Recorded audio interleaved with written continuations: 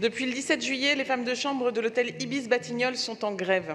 Ce n'est pas le premier conflit social qui touche l'hôtellerie parisienne, et les femmes et les hommes de chambre en particulier.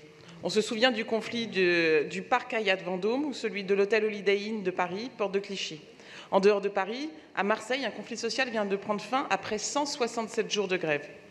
Mes chers collègues, qui ici serait en capacité de nettoyer, de ranger et de réinstaller 3 chambres et demie en 1 heure? Qui ici accepterait d'être rémunéré à la tâche et non même pas à l'heure, sans donc la prise en compte des heures supplémentaires?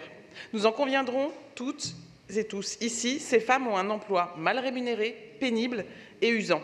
À cela s'ajoute une précarité sociale liée à leur contrat de travail et des conditions de travail insupportables à cause des cadences infernales. Leurs revendications salariales et contractuelles sont légitimes.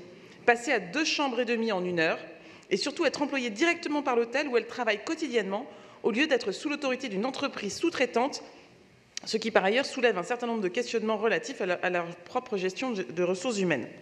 Des enquêtes pour harcèlement moral et sexuel sont en cours ou pour des sanctions injustifiées sur des salariés blessés ou malades. Depuis le 17 juillet, les négociations et le dialogue sont au point mort, que ce soit avec l'hôtel, qui appartient au groupe Accor, ou avec l'entreprise sous-traitante qui s'appelle STN Tefid.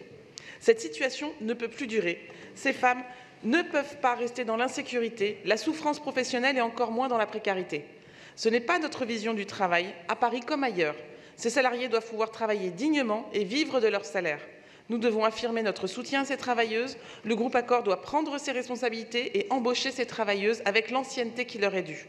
De plus, l'entreprise STN doit rapidement prendre des mesures urgentes afin de faire respecter le droit du travail et que soit mis fin à toutes les situations de harcèlement, violence ou discrimination et qu'elles soient fortement sanctionnées. Je vous remercie.